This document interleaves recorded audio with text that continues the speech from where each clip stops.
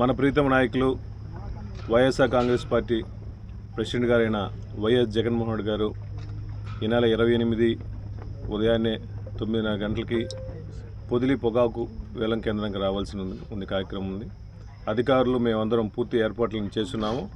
కానీ నిన్న రాత్రి ఈ ఆంధ్రప్రదేశ్లో హెవీ రైన్స్, ఈ ఏపీ డిజాస్టర్ మేనేజ్మెంట్ వాళ్ళు హెవీ రైన్స్ ఉన్నాయి, అది కాకుండా ఈదురుగాలు కూడా ఎక్కువ ఉన్నాయని చెప్పి, ఈ క్యూములోనింబస్ కూడా క్లౌడ్స్ ఎక్కువ ఉన్నాయని చెప్పేసి చెప్పడం వల్ల ఈ పర్యటన వాయిదా ఇవ్వబడింది.